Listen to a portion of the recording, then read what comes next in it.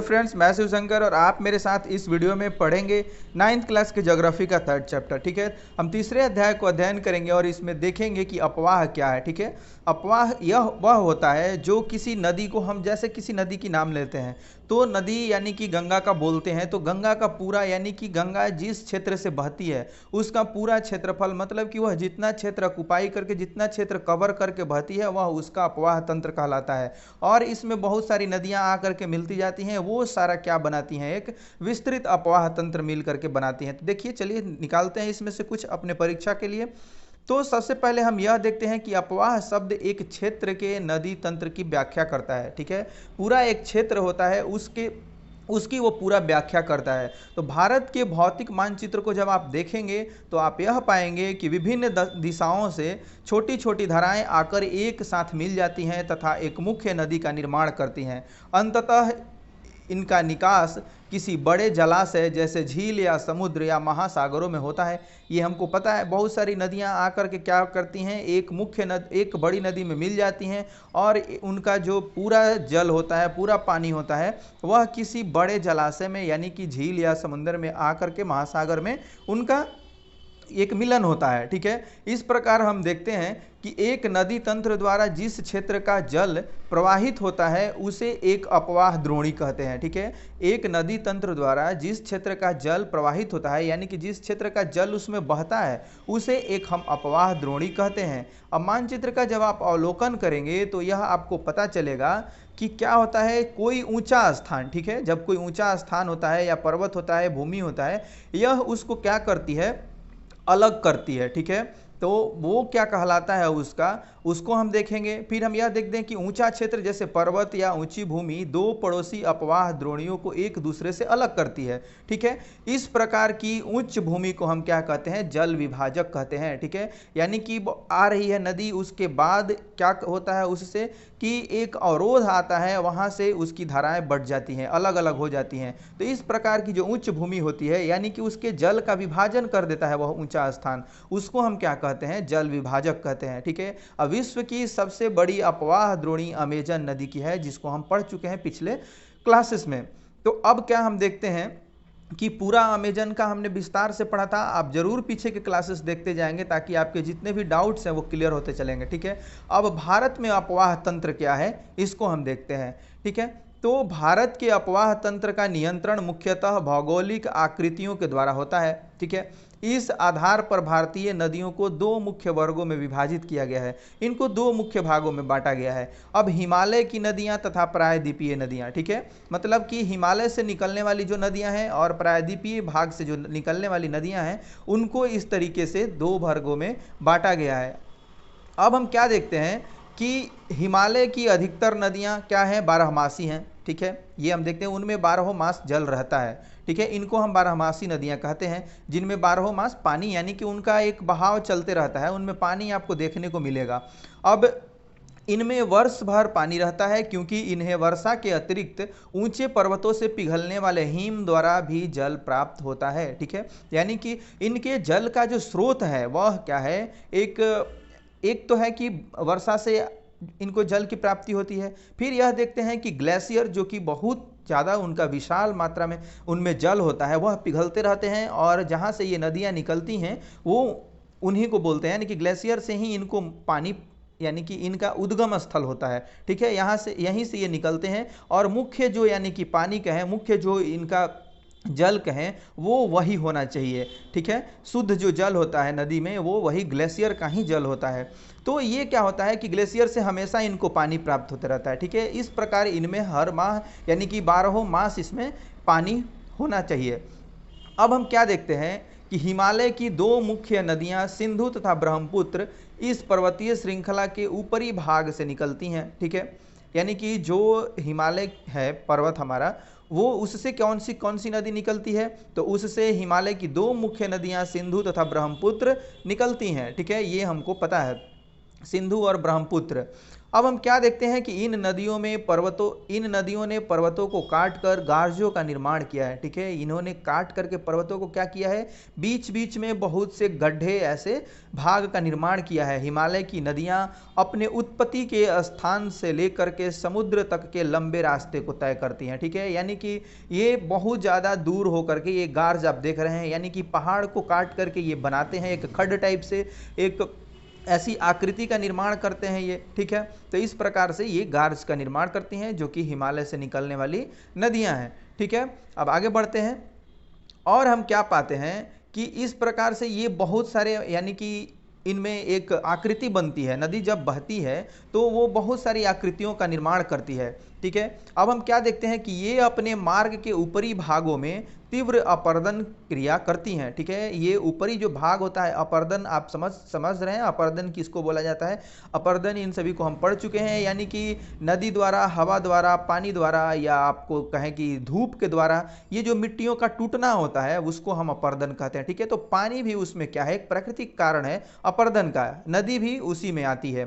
तो अब हम यह देखते हैं कि ये अपने मार्ग के ऊपरी भागों में तीव्र अपर्दन क्रिया करती हैं तथा अपने साथ भारी मात्रा में सिल्ट एवं बालू का संवहन करती हैं, अपने साथ लेकर के आती हैं। ठीक है, और मध्य एवं निचले भाग में ये नदियां विसर्प, गोखुर तथा अपने बाढ़ वाले मैदान में बहुत सी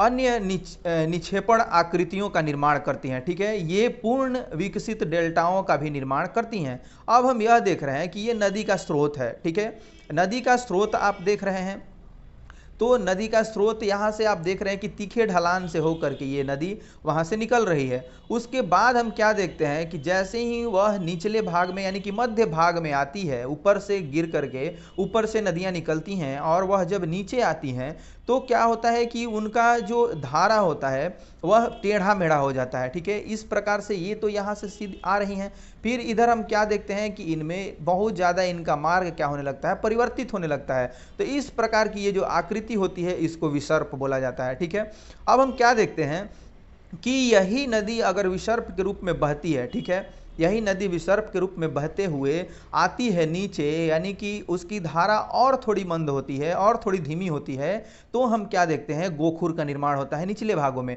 अब हम यहाँ यह देख रहे हैं मैदानी भागों में इनका निर्माण होता है, तो अब हम यहाँ यह देखते हैं कि ये मान लेते हैं गोखुर है। ठीक है, अब यह नदी क्या होती है कि यहाँ से कट जाती है। ठीक है, और ये आकर के यहाँ मिल जाती है, तो ये भाग क्या होगा, मुख्य धारा से अलग हो जाएगा। अब ये मुख्य धारा से अलग होने के बाद एक झील के रूप में निर्माण होता है उसका, जिसमें इसी नदी से बाढ़ में पानी प्राप्त होता है और या बारिश में उनको पानी प्राप्त होता है, और वह क्या करते हैं, एक झील के रूप में, यानी कि उनमें सदैव पानी व्याप्त होता है। तो हम यह देखते हैं कि इस प्रकार से गोखुर का निर्माण होता है, यानी कि इसका नाम इसलिए पड़ा है कि गोखुर, यानी कि गाय के खुर के समान इनकी आकृति होती है। ठीक है, इसलिए इनको हम गोखुर बोलते हैं।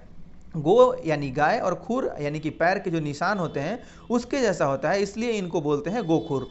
तो ये जो आप विसर्प देखते हैं इसी का आगे का स्वरूप जो होता है, यानी कि और जो इनकी धाराएं हैं मंद पड़ती हैं, तब जाकर के गोखुर झील का निर्माण होता है। ठीक है, और ये आप देखेंगे कि जो निचला सबसे, यानी कि सबसे नीचे, यानी कि वो उनका बहाव यानी कि खत्म ही होने वाला होता है, या वो किसी नदी या बड़े किसी समंदर या जल राशि में वो मिलते हैं, अपने आप को मतलब आकर के उसमें विसर्जित करते हैं, तो जितना उनके साथ ये सारा उनका गाज और ये आप बोल सकते हैं कि अवसाद जो कुछ भी होता है वह आकर के उनके मुहाने पर लगता है। ठीक है, और उससे निर्माण होता है एक डेल्टा का, यानी कि एक आप कहें तो आइलैंड का निर्माण होता है, एक तरह से एक द्वीप का निर्माण होता है, उसको हम बोलते हैं डेल्टा। ठीक है, तो नदी की विभिन्न अवस्थाएं यहाँ पे आप देख चुके हैं कि उनकी क्या अवस्थाएं होती है। अब आगे बढ़ते हैं हम, और सबसे पहले बात करते हैं हम अपवाह प्रतिरूप का। ठीक है, ये भी जो भी बॉक्स में दिए होते हैं उनको पढ़ना आवश्यक हो जाता है।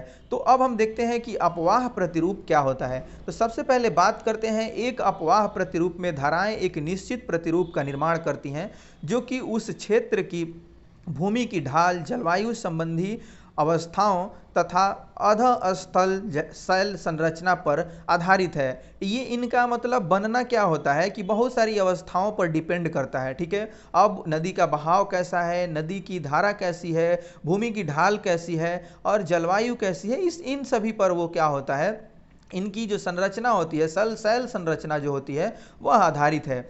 यह द्रुमाकृतिक, जालीनुमा, आयताकार तथा अरीय अपवाह प्रतिरूप है। ठीक है, अब हम यह क्या देख रहे हैं कि यह क्या है कि द्रुमाकृतिक अपवाह जो होता है उसके बारे में बात हो रही है। विभिन्न प्रकार के अपवाह होते हैं, तो ये इसमें हम देखते हैं कि जाली नुमा होती है। ठीक है, यानी कि बहुत सारे इसमें आप देखेंगे कि नदियां आकर के मिलती हैं, एक जल राशि आकर के विभिन्न प्रकार की मिलती है इनमें, और इस प्रकार से इनका निर्माण होता है। यह क्या देखते हैं कि तब बनती है जब धाराएं उस स्थान के भूस्थल की ढाल के अनुसार बहती है। ठीक है, यानी कि ये हम देखते हैं कि नदी बह रही है। ठीक है, अब जिधर ढाल है उधर इसकी धाराएं चली गई। ठीक है, इसको हम बोलते हैं कि ये जो द्रुमाकृतिक अपवाह है वो इस प्रकार से होता है कि वो ढाल की दिशा में बहने लगती है। ठीक है, तो इस तरीके से इनका निर्माण होता है। इस प्रतिरूप में मुख्य धारा तथा उनकी सहायक नदियां एक वृक्ष की शाखाओं की भांति प्रतीत होती हैं। ठीक है, ये आप देखेंगे कि वृक्ष की भांति प्रतीत हो रही है जो भी, यानी कि इसकी सहायक नदियां हैं, और ये जो नदियां हैं वो ढाल के अनुसार कुछ बहने लगती हैं, तो इस तरह से इनका निर्माण होता है। और यह क्या करती है, एक वृक्ष के समान दिखाई देने लगती है, वृक्ष की शाखाओं की भांति। ठीक है, जब सहायक नदियां मुख्य नदी से समकोण पर मिलती हैं तब जालीनुमा प्रतिरूप का निर्माण होता है। ठीक है, अब हम यह देख रहे हैं कि जालीनुमा जो प्रतिरूप होता है इसका कब निर्माण होता है, तो इसका निर्माण होता है जब, यानी कि इनमें मिलने वाली नदियां होती हैं वह समकोण पर मिलती हैं, यानी कि 90 डिग्री के एंगल पर मिलती हैं। ठीक है, इस प्रकार से ये नदी आ रही है और इसमें ऐसे मिल गई, तो ये क्या हुआ, समकोण हुआ, तो इस प्रकार इनका निर्माण होता है। ठीक है, अब हम क्या देखते हैं कि जालीनुमा प्रतिरूप वहां विकसित करता है, जालीनुमा जो प्रतिरूप होता है वहां विकसित करता है जहां कठोर और मुलायम चट्टानें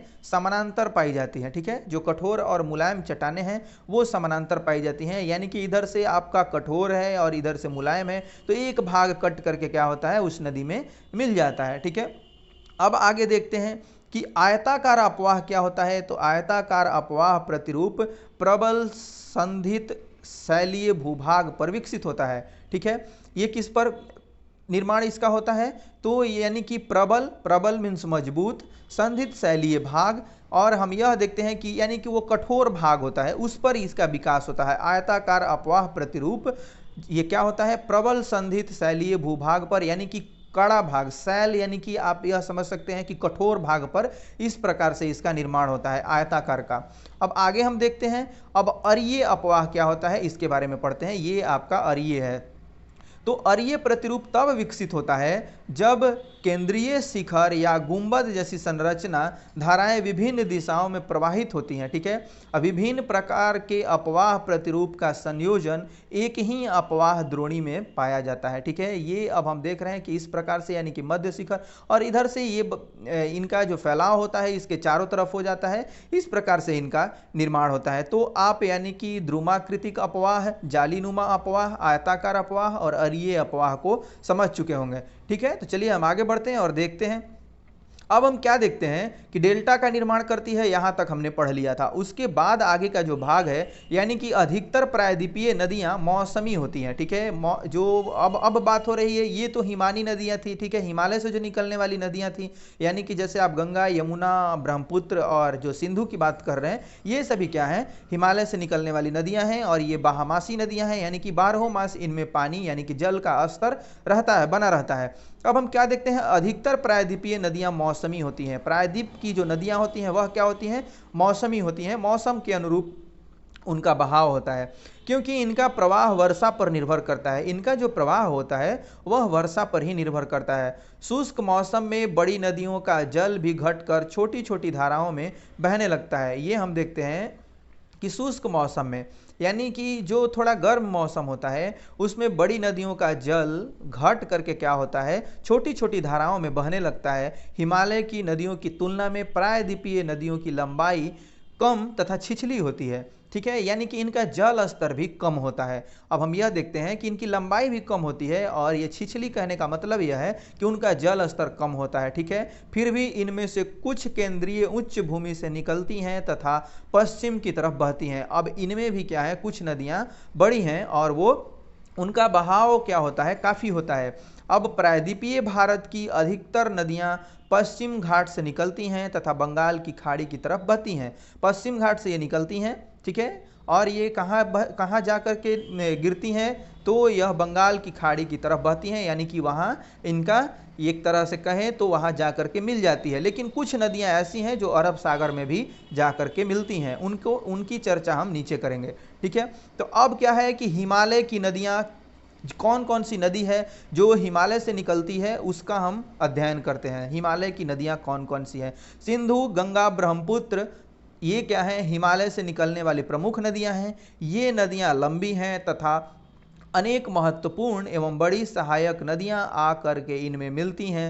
किसी नदी तथा उसकी सहायक नदियों को नदी तंत्र कहा जाता है, ठीक है। पूरा यानी कि जो भी उसका नदी तंत्र हम उसको बोलेंगे, यानी कि एक तो मुख्य नदी हो गई, जैसे हमने गंगा को मान लिया, अब इसमें बहुत सारी नदियां आकर के मिलती हैं, कोसी हैं और सोन है और यमुना है, बहुत सारी इसमें आकर के नदियां मिलती हैं। तो इनका यानी कि पूरा बहाव जो क्षेत्र होता है, बहाव का पूरा क्षेत्रफल होता है, वह क्या कहलाता है, तो नदी तंत्र कहलाता है। जैसे हमने पढ़ा है अमेजन तंत्र के बारे में, वैसे ही अमेजन नदी का तंत्र पढ़ा है, वैसे ही यदि हम गंगा के विषय में बात करने लगेंगे या ब्रह्मपुत्र के विषय में बात करने लगेंगे, यदि जो भी नदियां हैं उनकी बात करेंगे, तो उनका पूरा यानी कि सहायक नदियों को मिला करके जो भी उनका बहाव क्षेत्र होता है वह क्या कहलाता है, उस नदी का नदी तंत्र कहलाता है, ठीक है। अब सिंधु नदी तंत्र क्या है, इसको हम देखते हैं। तो सिंधु नदी का उद्गम मानसरोवर झील के निकट तिब्बत में है, ठीक है। यानी कि यह जो नदी है वह तिब्बत से निकलती है, मानसरोवर झील के निकट से। अब हम यह देखते हैं कि पश्चिम की ओर बहती हुई यह नदी भारत में जम्मू कश्मीर जो है वहां पर प्रवेश करती है, ठीक है। ये आप देख सकते हैं कि ये विभिन्न नदियों का क्या है, बहाव है। तो ये आप सिंधु नदी को भी देख रहे हैं, सिंधु नदी यहाँ से यानी कि तिब्बत से ये निकलती है, ठीक है, और यहाँ से इस तरह से बहते हुए लेह लद्दाख होते हुए यह इधर फिर चली जाती है पाकिस्तान में, ठीक है। आगे देखते हैं और बात कर रहे हैं सिंधु नदी के बारे में। तो सबसे पहले ये कश्मीर के लद्दाख जिले में प्रवेश करती है, ये मैंने आपको बताया था। इस भाग में यह एक बहुत ही सुंदर दर्शनीय गार्ज का निर्माण करती है। इस क्षेत्र में बहुत सी सहायक नदियां हैं, जैसे कि इसमें ये जांस्कर, इसका संगम आप देखेंगे तो बहुत ही मनोरम लगता है। जब आप यानी कि श्रीनगर से सफ़र करेंगे लेह के लिए, उस मार्ग पर आपको ये पड़ता है, तो वहाँ से यानी कि सड़क मार्ग से आप जाएंगे तो ये आप देखेंगे कि जांस्कर जब आकर के मिलती है इसमें, वो भी दृश्य बहुत अद्भुत है, ठीक है। तो इसमें हम क्या देखते हैं कि इस क्षेत्र में बहुत सी सहायक नदियाँ जैसे कि जांस्कर, नुब्रा, श्योक तथा हुंजा इस नदी में मिलती हैं। ये सभी क्या है, इसकी सहायक नदियाँ हैं। अब हम क्या देखते हैं कि सिंधु नदी बलूचिस्तान तथा गिलगित से बहते हुए अटक में पर्वतीय क्षेत्र से बहकर निकलती है, ठीक है, क्षेत्र से बाहर निकलती है, ये बहकर बाहर निकलती है। उसके बाद हम क्या देखते हैं कि सतलुज, ब्यास, रावी, चेनाब तथा झेलम आपस में मिलकर पाकिस्तान के मीठानकोट के पास सिंधु नदी में मिल जाती हैं। ये जो हम नदियों को देख रहे हैं ये क्या है, आपस में मिलती हुई जा करके कहाँ पे मिल जाती हैं, तो ये मिल जाती हैं सिंधु में ही। और सारा यानी कि ये जो सारी नदियाँ हैं वह पाकिस्तान में मीठानकोट के पास सिंधु में ये लोग मिलती हैं। इसके बाद वो जा करके उसका क्या होता है, समंदर में यानी कि एक तरह से खत्म होती है, मिल जाती है उसमें। अब इसके बाद यह नदी दक्षिण की तरफ बहती है तथा अंत में कराची के पूर्व की ओर अरब सागर में मिलती है, ठीक है, जा करके कराची के पूर्व में अरब सागर में मिल जाती है। और ये जो नदियां आप मिल रही हैं इनका आप याद रखेंगे कि सतलज, ब्यास, रावी, चेनाब, झेलम ये सब आपस में मिलती हुई कहाँ जा कर के सिंधु से मिलती हैं, तो पाकिस्तान के मीठानकोट के पास ये सिंधु नदी में मिलती हैं। और सिंधु नदी कराची के पूर्व में अरब सागर में जा कर के मिल जाती है। अब सिंधु नदी के मैदान का ढाल बहुत धीमा है, इसके जो मैदान का ढाल है वह बहुत धीमा है। सिंधु द्रोणी का 1/3 से कुछ अधिक भाग भारत के जम्मू कश्मीर, हिमाचल तथा पंजाब में तथा शेष भाग पाकिस्तान में स्थित है, ठीक। अब हम यहाँ क्या देखते हैं कि सिंधु नदी के मैदान का ढाल बहुत धीमा है, ठीक है, सिंधु नदी के मैदान का ढाल बहुत धीमा है। सिंधु द्रोणी 1/3 से कुछ अधिक भाग भारत में, जम्मू कश्मीर, हिमाचल तथा पंजाब में तथा शेष भाग पाकिस्तान में स्थित है, ठीक है। यानी कि हमारे पास आप देख रहे हैं कि सिंधु द्रोणी का 1/3, ठीक है, 1/3 कहाँ है, 1/3 से कुछ अधिक भाग यानी कि ये इन राज्यों में है, जम्मू कश्मीर, हिमाचल तथा पंजाब तथा शेष भाग जो आगे बचता है 1/3 के बाद वह कहाँ है, पाकिस्तान में है। इसके बाद क्या हम देखते हैं कि 2900 किलोमीटर लंबी सिंधु नदी विश्व की लंबी नदियों में से एक है, इसका भी यानी कि लंबाई काफ़ी है। अब हम क्या देखते हैं, क्या आप जानते हैं, तो सिंधु जल समझौता क्या है। सिंधु जल समझौता संधि के अनुच्छेदों, ठीक है, यानी कि 1960 के अनुसार भारत इस नदी प्रक्रम के संपूर्ण जल का केवल 20% जल उपयोग कर सकता है। यह यानी कि समझौता किया गया था, उसमें यह निर्धारित किया गया है कि सिर्फ 20% भाग ही इसका उपयोग कर सकता है भारत। अब इस जल का उपयोग हम पंजाब, हरियाणा एवं राजस्थान के दक्षिण पश्चिम भागों में सिंचाई के लिए करते हैं, ठीक है। तो आप इसको याद रखेंगे कि सिंधु जल समझौता संधि के अनुच्छेद 1960 के अनुसार, माफ कीजिएगा, 1960 के अनुसार भारत इस नदी प्रक्रम के संपूर्ण जल का केवल 20% जल उपयोग कर सकता है। इस जल का उपयोग हम पंजाब, हरियाणा एवं राजस्थान के दक्षिण पश्चिम भागों में सिंचाई के लिए करते हैं, ठीक है। अब आगे बढ़ते हैं और देखते हैं कि गंगा नदी तंत्र, ठीक है, सिंधु नदी तंत्र को हमने पढ़ा, उसके बाद हम देखते हैं गंगा नदी तंत्र को। तो गंगा की मुख्य धारा भगीरथी, गंगोत्री, हिमानी से निकलती है तथा अलकनंदा उत्तराखंड के देवप्रयाग में इससे आकर के मिलती है, ठीक है। ये हम देख रहे हैं कि ये देवप्रयाग में कैसे भागीरथी एवं अलकनंदा का जो ये संगम है, इसको आप देख सकते हैं कितना ये संगम जो होता है, आप नदी की धारा यानी कि उसके पानी से आप पहचान सकते हैं कि ये दो नदियां अलग अलग हैं, ठीक है। तो इसमें क्या है, देवप्रयाग में भागीरथी एवं गंगा का संगम है, ठीक है।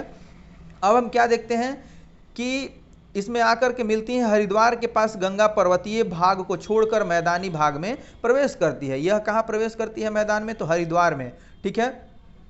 अब हम क्या देखते हैं कि हरिद्वार में ये प्रवेश करने के बाद हिमालय से निकलने वाली बहुत सी नदियां आकर के गंगा में मिलती हैं, ठीक है।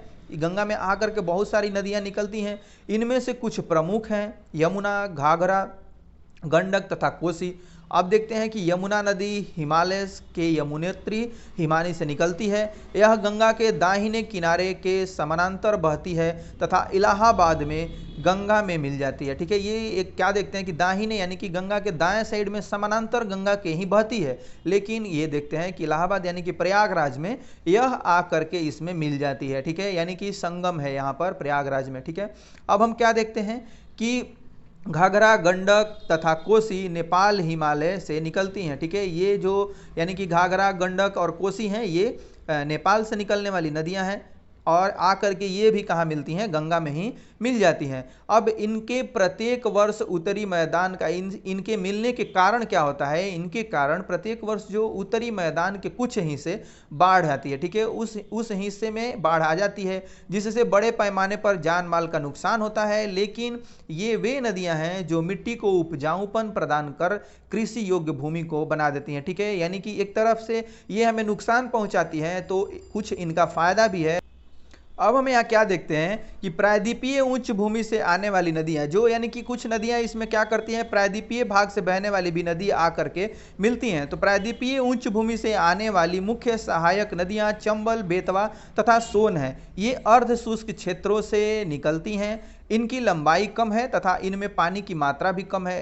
अब क्या देखना है हमें कि जो प्रायद्वीपीय भाग से आने वाली नदियां हैं वह भी क्या करती हैं, गंगा में मिलती हैं, लेकिन उनका यानी कि उनमें जल राशि कम होती है, इनकी लंबाई भी कम होती है। लेकिन हम क्या देखते हैं कि बाढ़ के मौसम में इनमें पानी क्या होता है, बहुत ज़्यादा हो जाता है, ठीक है। इस कारण से ये क्या करते हैं, बाढ़ का कारण बनते हैं, ठीक है, वर्षा ऋतु में। अब हम क्या देखते हैं कि बाएं तथा दाहिने किनारे की सहायक नदियों के जल से परिपूर्ण होकर गंगा पूर्व दिशा में पश्चिम बंगाल के फरक्का तक बहती है, ठीक है। अब उसके बाद यह क्या होता है, यह गंगा डेल्टा का सबसे ऊपर उत्तरी बिंदु है और यहाँ नदी दो भागों में बढ़ जाती है, भागीरथी, ठीक है, भागीरथी हुगली जो इसकी एक वितरिका है, यानी कि वहाँ से वो अलग हो जाती है।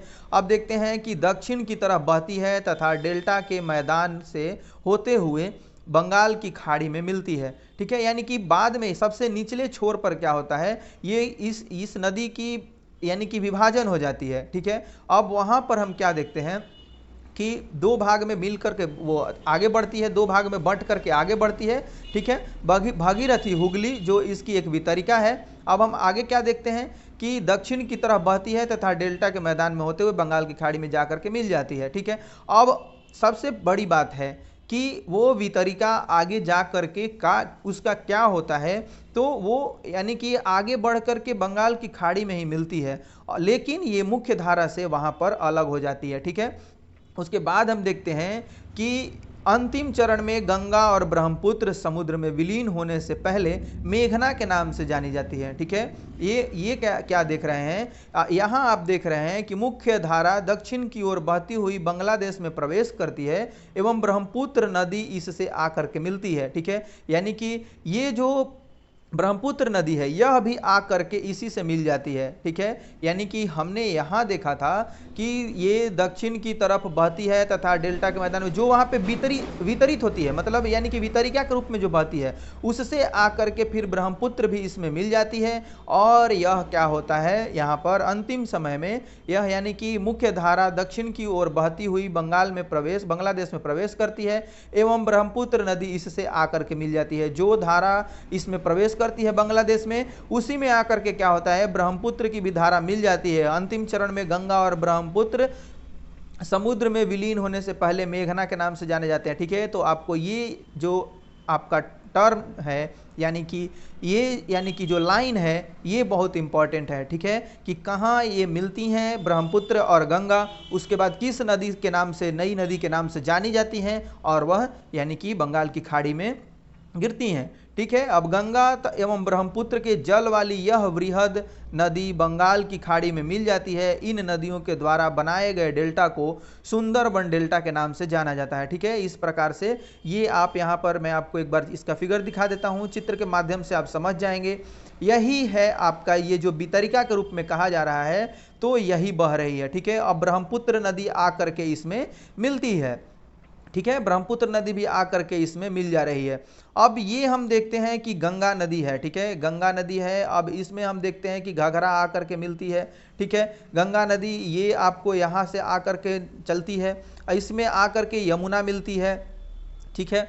अब यहाँ से बहती हुई ये गंडक आती है, सोन आती है, इसके बाद ये सारी नदियाँ मिलती हैं, फिर कोसी मिलती है। इसके बाद हम यहाँ क्या देख रहे हैं कि ये दो भाग में फिर बट जाती है, ठीक है, यहीं से इसका दो भाग हो जाता है। और ये जो आप देख रहे हैं यानी कि ये बांग्लादेश में जो प्रवेश करती है नदी, ठीक है, यहीं पर आकर के ब्रह्मपुत्र नदी इसमें मिलती है और इसके बाद यह बहती हुई बंगाल की खाड़ी में जाकर के मिल जाती है। और इसको हम क्या बोलते हैं, ये जो नदी आकर के ब्रह्मपुत्र इसमें मिलती है, इस भाग को ही हम मेघना बोलते हैं, ठीक है। यहाँ इस भाग को ही हम मेघना बोलेंगे और वो गंगा में मिल करके ब्रह्मपुत्र नदी फिर आकर के यहाँ पर बंगाल की खाड़ी में मिलती है। और इस पूरे क्षेत्र में क्या होता है, एक डेल्टा का निर्माण होता है, ठीक है। ये यानी कि गंगा और ब्रह्मपुत्र का सम्मिलित डेल्टा होता है, इनके द्वारा मिल करके बनाया गया डेल्टा होता है। इनको हम क्या कहते हैं, तो इनको हम कहते हैं, इस डेल्टा को हम कहते हैं सुंदरबन डेल्टा, ठीक है। अब आगे बढ़ते हैं और देखते हैं कि क्या कुछ और हम इसमें से देख सकते हैं। तो सबसे बड़ी बात यह होती है कि इनमें बहुत सारी नदियां आकर के मिलती हैं। अब क्या आप जानते हैं, ठीक है, तो सुंदरबन डेल्टा का नाम वहाँ पाए जाने वाली सुंदरी पादप से लिया गया है, ठीक है। यहाँ वहाँ एक प्लांट है, वहाँ पेड़ पाए जाते हैं जिनका नाम है सुंदरी। सुंदरी वृक्ष के नाम पर ही इसका मतलब वहाँ से इसको लिया गया है, उस वृक्ष के नाम से ही।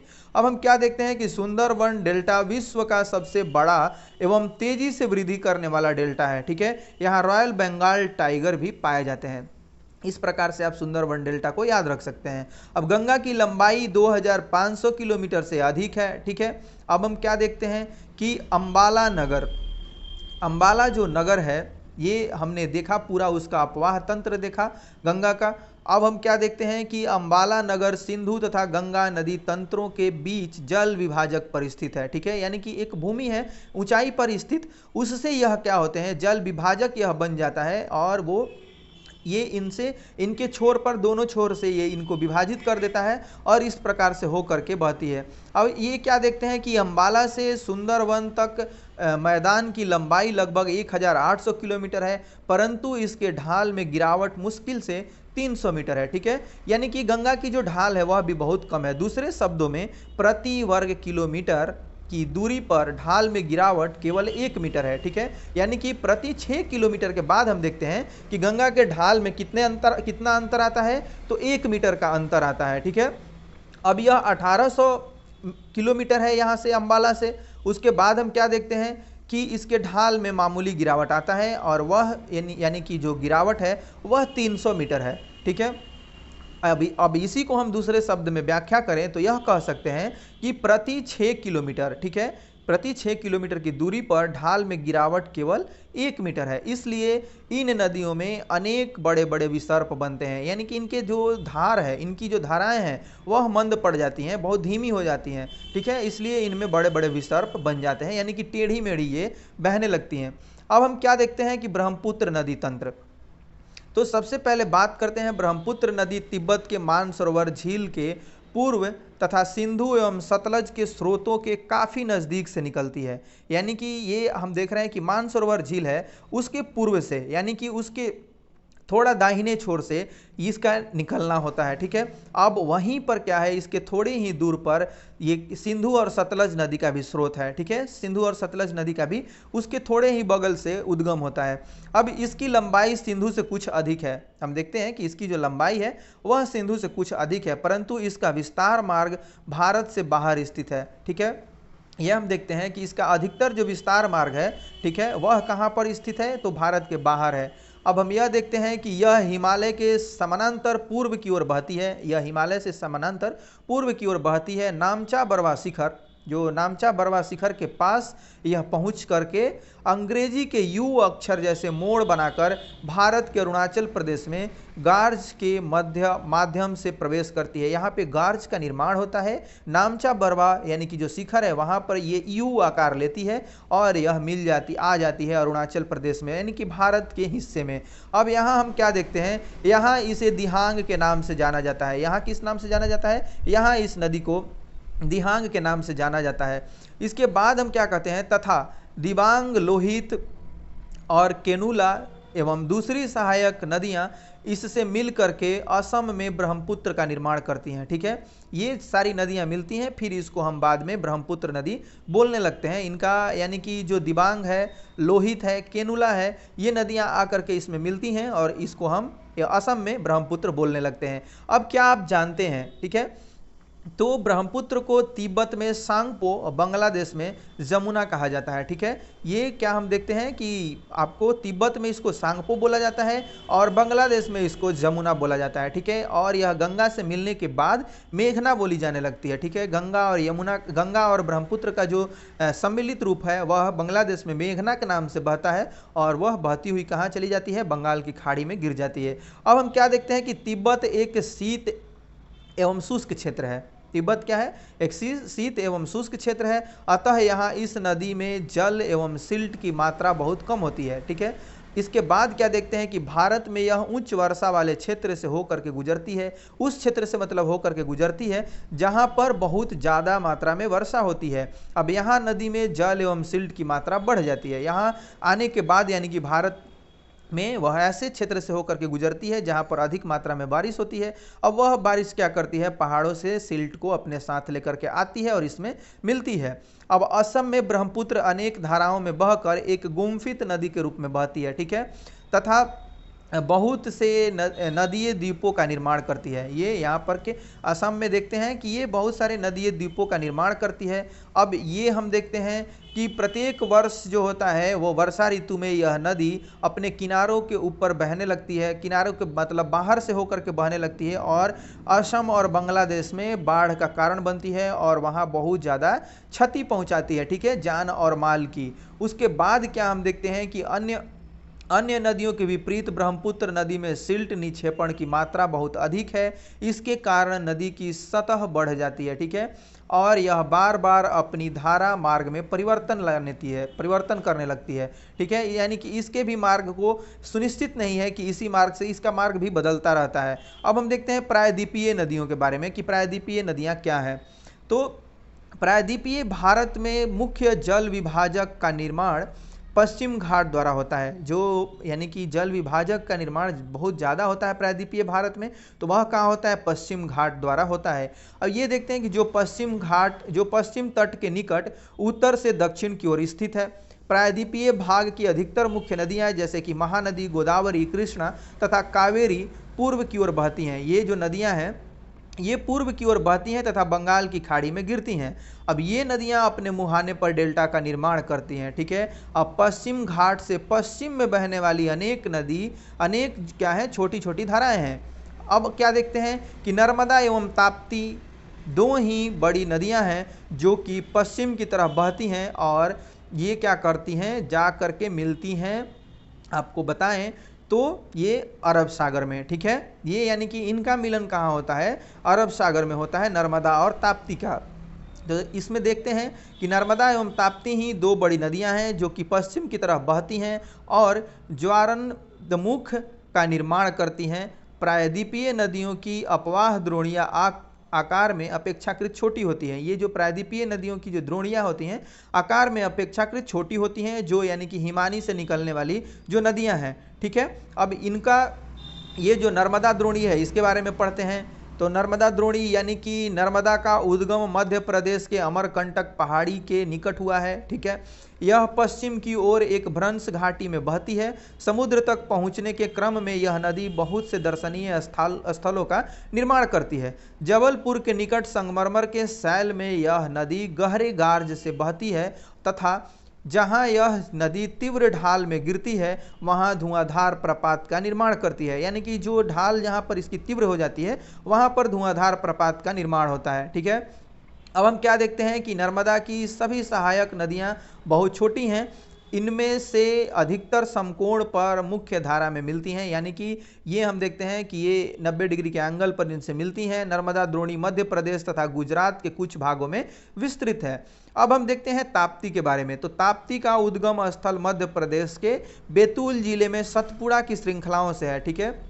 ये भी इसका भी उद्गम कहाँ हुआ है? मध्य प्रदेश में ही हुआ है। तो यह भी नर्मदा के समानांतर एक वृंश घाटी में बहती है, लेकिन इसकी लंबाई बहुत कम है, ठीक है, ताप्ती की। अब इसकी द्रोणी मध्य प्रदेश, गुजरात तथा महाराष्ट्र राज्य में है। इसकी द्रोणी कहाँ है? ये है आपको बताएं तो मध्य प्रदेश, गुजरात और महाराष्ट्र में। अब अरब सागर तथा पश्चिम घाट के बीच का तटीय मैदान बहुत अधिक संकीर्ण है, इसलिए तटीय नदियों की लंबाई कम होती है और पश्चिम की ओर बहने वाली मुख्य नदियां साबरमती, माही, भारतपुजा तथा पेरियार हैं, ठीक है। ये नदियां कौन सी हैं जो पश्चिम की ओर बहती हैं? तो ये नदियां हैं साबरमती, माही और भारतपुजा और पेरियार, ठीक है। अब हम आगे बढ़ते हैं और गोदावरी द्रोणी को देखते हैं, ठीक है। गोदावरी सबसे बड़ी प्रायद्वीपीय नदी है। यह महाराष्ट्र के नासिक जिले में पश्चिम घाट की ढालों से निकलती है। इसकी लंबाई लगभग 1500 किलोमीटर है, ठीक है। अब यह बहकर बंगाल की खाड़ी में गिरती है। प्रायद्वीपीय नदियों में इसका अपवाह तंत्र सबसे बड़ा है, ठीक है। प्रायद्वीपीय जो नदियां हैं उसमें इसका अपवाह तंत्र सबसे बड़ा है। अब हम क्या देखते हैं कि यह है आपको इसकी द्रोणी महाराष्ट्र, ठीक है, और मध्य प्रदेश, उड़ीसा तथा आंध्र प्रदेश में स्थित है, लेकिन सबसे ज़्यादा महाराष्ट्र में है, ठीक है, 50% भाग। अब क्या देखते हैं कि गोदावरी में अनेक सहायक नदियां मिलती हैं। अब इनमें है पूर्णा, वर्धा, प्राणहिता, मंजरा और वेनगंगा तथा पेनगंगा, ठीक है। ये सभी नदियां आकर के गोदावरी में मिलती हैं। अब इनमें से अंतिम 3 सहायक नदियां बहुत बड़ी हैं, ठीक है। इनमें से जो अंतिम तीनों सहायक नदियां हैं वह बहुत बड़ी हैं। बड़े आकार और विस्तार के कारण इसे क्या कहा जाता है? दक्षिण गंगा कहा जाता है, ठीक है। गोदावरी को क्या कहा जाता है? तो दक्षिण गंगा के नाम से भी इसको जाना जाता है। अब हम क्या देखते हैं कि महानदी द्रोणी का क्या है? तो महानदी का उद्गम छत्तीसगढ़ की उच्च भूमि से है, ठीक है, तथा यह उड़ीसा से बहते हुए बंगाल की खाड़ी में मिल जाती है। इस नदी की लंबाई 860 किलोमीटर है। इसकी अपवाह द्रोणी महाराष्ट्र, छत्तीसगढ़, झारखंड तथा उड़ीसा में है, ठीक है। इस प्रकार से यह बहती हुई बंगाल की खाड़ी में जा गिरती है। अब देखते हैं कृष्णा द्रोणी के बारे में। महाराष्ट्र के पश्चिम घाट में महाबलेश्वर के निकट एक स्रोत से निकलकर कृष्णा लगभग 1400 किलोमीटर बहकर बंगाल की खाड़ी में गिरती है। तुंगभद्रा, कोयना, घाटप्रभा, मूसी तथा भीमा इसकी कुछ सहायक नदियां हैं। इसकी द्रोणी जो है, यानी कि यह द्रोणी कहने का मतलब है कि यह उस क्षेत्र से, उस राज्य के क्षेत्र से हो करके बहती है। ठीक है, तो इसकी द्रोणी कहाँ है? महाराष्ट्र, कर्नाटक तथा आंध्र प्रदेश में फैली हुई है। अब कावेरी द्रोणी की बात करते हैं।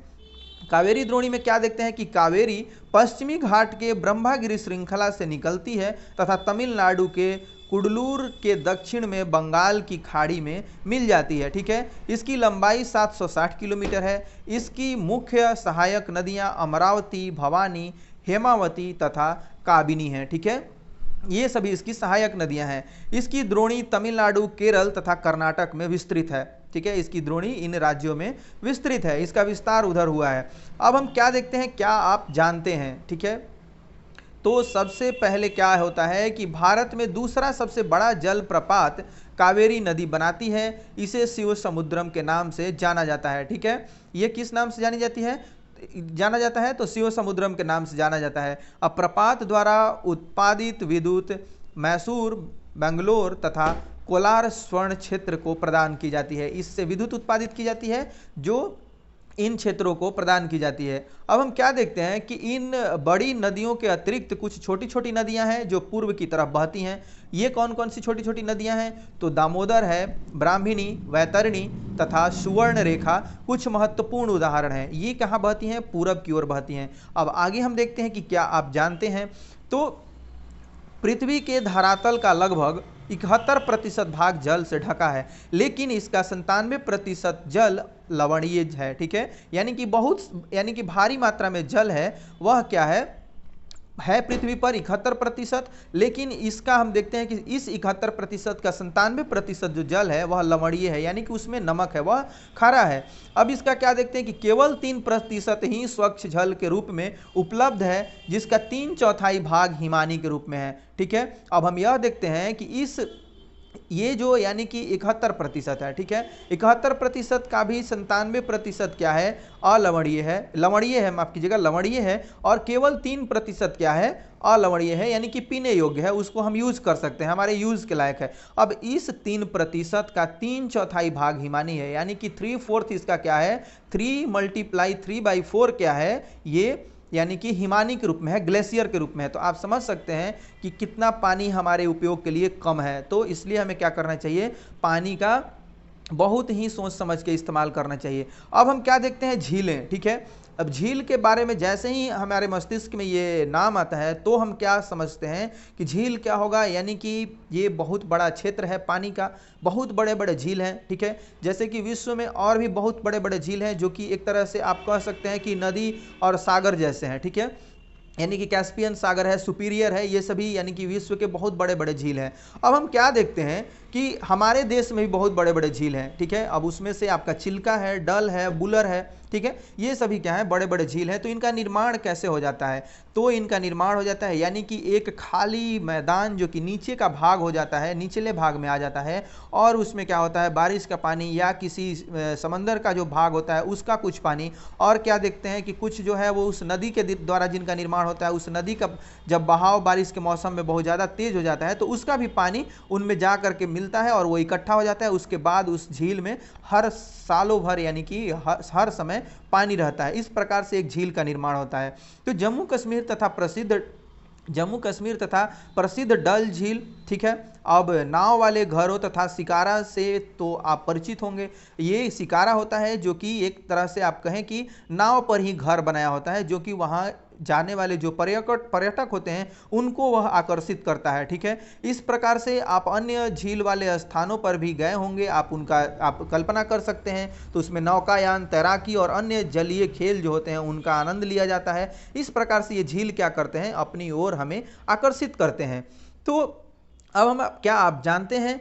तो बड़े आकार वाली झीलों का समुद्र कहा जाता है। ठीक है, ये आप कह सकते हैं कैस्पियन और मृत तथा अरल सागर, ये सभी क्या है? बहुत बड़े आकार के झील हैं। ठीक है, अब भारत में बहुत सी झीलें हैं, ये एक दूसरे से आकार तथा अन्य लक्षणों में भिन्न है। ठीक है, ये आकार और उनका लक्षण, यानी कि ये कहें कि उन कोई खारा है, कोई मीठा है। ठीक है, इस प्रकार से यानी कि उनका लक्षण भिन्न भिन्न है। अब हम क्या देखते हैं कि अधिकतर झीलें अस्थायी होती हैं तथा कुछ में केवल वर्षा ऋतु में ही पानी होता है, जैसे कि अंतर्देशीय अपवाह वाले अर्ध शुष्क झील। ठीक है, इस प्रकार से ये जो क्षेत्रों की द्रोणी वाले झील होते हैं, इनमें यानी कि आप देख सकते हैं कि पानी का यानी कि जो स्रोत होता है वह वर्षा का ही होता है। अब यहाँ कुछ ऐसी झीलें हैं जिनका निर्माण हिमानियों एवं बर्फ चादर की क्रिया के फलस्वरूप हुआ है। कुछ ऐसे भी झील हैं जिनका निर्माण हिमानियों से हुआ है। ठीक है, जबकि कुछ अन्य झीलों का निर्माण वायु, नदियों एवं मानवीय क्रियाकलापों के कारण हुआ है। ठीक है, बहुत तरह के झील हैं। अब हम क्या देखते हैं कि एक विसर्प नदी बाढ़ वाले क्षेत्रों से कट करके जैसे गोखुर झील का निर्माण होता है, अब उसके बारे में हम लोग बार बार चर्चा कर चुके हैं। अब क्या देखते हैं कि ये जो स्पीट तथा बार यानी कि रोधिका तटीय क्षेत्रों में लैगून का निर्माण करते हैं, जैसे कि चिल्का झील, पुलिकट झील तथा कोलेरू झील। ये सभी क्या है, यानी कि ये आप समुद्र से बनने वाले झील हैं। ठीक है, ये लैगून का निर्माण करते हैं और उससे ये क्या होते हैं, अलग हो जाते हैं। ठीक है, यानी कि समंदर से, मुख्य समंदर से ये अलग हो गए हैं। अब हम क्या देखते हैं कि अंतर्देशीय भागों वाले झीलों कभी कभी मौसमी होते हैं। उदाहरण के लिए राजस्थान की सांभर झील जो एक लवण जल वाली झील है, इसके जल का उपयोग नमक का निर्माण करने के लिए किया जाता है। ठीक है, अब ये जो आप देख रहे हैं चिल्का वगैरह, ये क्या है, ये तो एक तरह से ये बोल सकते हैं कि जो आप नदी है या समंदर है उनसे अलग हो गए हैं, मुख्य यानी कि जो उनका भाग है उससे वो अलग हो गए हैं। ठीक है, अब हम क्या देखते हैं कि उदाहरण के लिए राजस्थान का जो सांभर झील है वह एक लवणीय झील है। ठीक है, उसमें बहुत ज़्यादा मात्रा में नमक पाया जाता है। इसका यूज क्या होता है, नमक निर्माण में होता है। अब मीठे पानी की अधिकांश झीलें हिमालय क्षेत्र में है।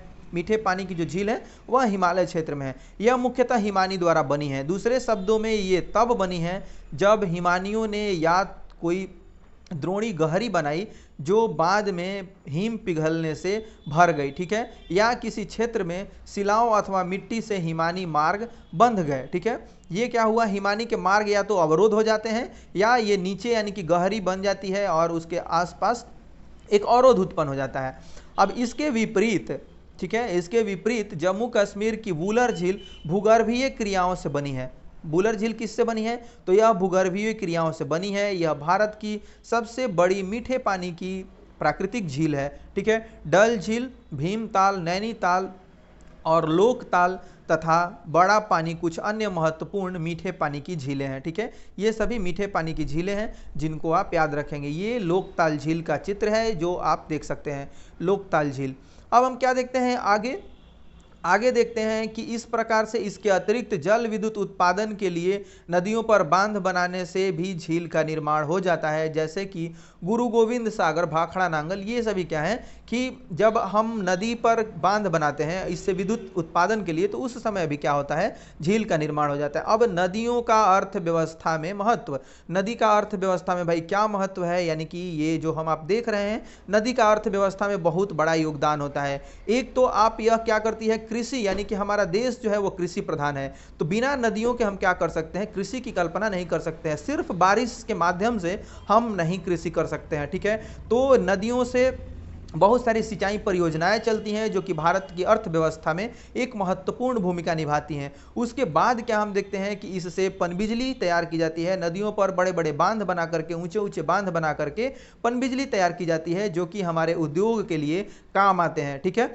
इस प्रकार से नदी क्या है, हमारे नदी का हमारे अर्थव्यवस्था में बहुत बड़ा योगदान रहा है। ठीक है, और यानी कि नदी के बिना क्या होगा, हमारा अर्थव्यवस्था चौपट हो जाएगा। अब नदी प्रदूषण क्या है, ठीक है, नदी प्रदूषण और भी जो हम नदी के बारे में आपका बात करते हैं, तो नदी के बारे में जब बात करेंगे तो उसमें क्या होता है, कृषि होता है, फिर नौ संचालन और जल विद्युत का निर्माण, ये तो हमने पहले भी पढ़ लिया था। उसके बाद हम देखते हैं कि मत्स्य में भी, यानी कि ये जो मछलियां भी वहां से पकड़ करके क्या करते हैं, मछुआरे बेचते हैं, वह भी एक प्रकार से क्या है, बड़ा उद्योग का ये स्रोत है। ठीक है, तो अब हम देखते हैं नदी प्रदूषण के बारे में। तो नदी प्रदूषण यानी कि बिना उपचार वाले जो कूड़ा कचड़े और यानी कि जो अपशिष्ट पदार्थ होते हैं वह नदियों में छोड़ दिए जाते हैं। ठीक है, वो क्या बनते हैं, कारण बनते हैं जल प्रदूषण का, नदी के प्रदूषण का। और क्या होता है कि कुछ हमारी जो धार्मिक आस्थाएं हैं वह भी नदी को प्रदूषित करने में महत्वपूर्ण भूमिका निभाती हैं। ठीक है, यानी कि आप जो अपने घर से बहुत सारे अवशेष जो कि धर्मांध होकर के उसमें डालते हैं वह भी क्या बनता है, कारण बनता है जल प्रदूषण का। ठीक है, तो इन सभी को आप एक ये समझें कि नदी क्या है, हमारी मोक्षदायिनी है, हमारी यानी कि रीढ़ है अर्थव्यवस्था की, और हमारी एक तरह से कहें तो ये एक तरह से बोल सकते हैं कि अर्थव्यवस्था को सुचारू ढंग से चलाने के लिए बहुत बड़ी माध्यम है। इसको हमें बचा करके रखना है, इसको हमें संरक्षित करके रखना है। इस आप उद्देश्य से इसको यूज़ करेंगे, इसका उपयोग करेंगे, तो जाकर के ही नदी बच सकती है और इसकी गुणवत्ता जो है वह सही रूप में बरकरार रह सकती है। नहीं तो इसकी गुणवत्ता प्रभावित होगी। इधर यानी कि जब नदी प्रवाहित होती है तो अपने क्षेत्र को क्या करती है, वहाँ भी प्रदूषित करती जाती है। ठीक है, यानी इसमें प्रदूषण रहेगा तो इसके एक हर क्षेत्र में प्रदूषण बढ़ता जाएगा। इसलिए हमें क्या करना चाहिए कि नदी को प्रदूषण से बचाना चाहिए। और प्रदूषण वही होता है यानी कि अवांछित यानी कि अवांछनीय जो पदार्थ हमें नहीं चाहिए होते हैं वो पदार्थ उसमें पाए जाते हैं, वो प्रदूषण कहलाता है। चाहे वह जल प्रदूषण हो, ध्वनि प्रदूषण हो, मिट्टी प्रदूषण हो। ठीक है, इस प्रकार से कोई भी प्रदूषण हो वह एक क्या होता है, अवांछित पदार्थ होता है। अब हम देखते हैं राष्ट्रीय नदी संरक्षण योजना के बारे में पढ़ते हैं। राष्ट्रीय नदी संरक्षण योजना क्या है? ठीक है, तो गंगा कार्य योजना के क्रियाकलापों का पहला चरण 1985 में आरंभ किया गया एवं इसे 31 मार्च 2000 को बंद किया गया था। ठीक है, इसका यानी कि पहला चरण कब प्रारंभ किया गया? 1985 में। इसके बाद हम क्या देखते हैं कि 31 मार्च 2000 को इसको बंद कर दिया गया। अब राष्ट्रीय नदी संरक्षण प्राधिकरण की कार्यकारी समिति ने गंगा कार्य योजना के प्रथम चरण की प्रगति की समीक्षा की तथा गंगा कार्य योजना के प्रथम चरण से प्राप्त अनुभवों के आधार पर आवश्यक सुझाव दिए। ठीक है, अब इस कार्य योजना को देश की प्रमुख प्रदूषित नदियों में राष्ट्रीय नदी संरक्षण योजना के अंतर्गत लागू किया गया है। ठीक है, इसके बाद हम देखते हैं कि गंगा कार्य योजना के दूसरे चरण को राष्ट्रीय नदी संरक्षण योजना के अंतर्गत शामिल कर लिया गया है। ठीक है, अब विस्तृत राष्ट्रीय नदी संरक्षण योजना में अब 16 राज्यों की 27 नदियों के किनारे बसे 152 शहर शामिल हैं। इस कार्य योजना के तहत 57 जिलों में प्रदूषण को कम करने के लिए कार्य किया जा रहा है। ठीक है, प्रदूषण को कम करने वाली कुल 215 योजनाओं को स्वीकृति दी गई है। अभी तक 69 योजनाएं इस कार्य योजना के तहत पूरी हो चुकी हैं। इसके अंतर्गत लाखों लीटर प्रदूषित जल को रोककर उसकी दिशा में परिवर्तन करके परिष्करण करने का लक्ष्य रखा गया है। यानी कि बहुत सारी योजनाएं चल रही हैं नदियों को साफ करने के लिए, लेकिन हम क्या देखते हैं, परिणाम हमें बहुत नगण्य ही दिखाई देते हैं। ठीक है, तो हमें यह कोशिश करनी चाहिए कि नदी प्रदूषित हो ही ना, हम उसके प्रदूषण का कारण किसी भी माध्यम से ना बने। ठीक है, तो इस प्रकार से यह जो चैप्टर है वह समाप्त हो गया है। ठीक है, अब आप यह देखेंगे कि इसमें क्या कुछ प्रश्न दिए हुए हैं। तो निम्नलिखित में से कौन सा वृक्ष की शाखाओं के समान अपवाह प्रतिरूप प्रणाली को दर्शाता है? ठीक है, इस प्रकार आप इसको देखेंगे। वुलर झील निम्नलिखित में से किस राज्य में स्थित है? नर्मदा नदी का उद्गम कहाँ है? उद्गम स्थान कहाँ है इसका? निम्नलिखित में से कौन सी लवणीय जलवायु झील है? ठीक है, इस प्रकार से आप देखेंगे तो बहुत सारे इंपॉर्टेंट क्वेश्चंस आपको दिखाई देंगे। ये सारे जो अब 9th क्लास का यह ज्योग्राफी है तो यानी कि बहुत इंपॉर्टेंट होता चला जा रहा है अब हमारे लिए पूरा सेशन। इसीलिए क्या मैं बोलता हूँ कि आप बार बार नोट्स बनाते चलें और अपने अध्ययन को विस्तार दें, धार दें और तेज़ी से क्या करें, एकाग्रता के साथ इसको पढ़ें। ठीक है, और समझें। तो चलिए इसको ख़त्म करते हैं यहीं पर, मिलते हैं नेक्स्ट क्लास में। Thanks for watching this video.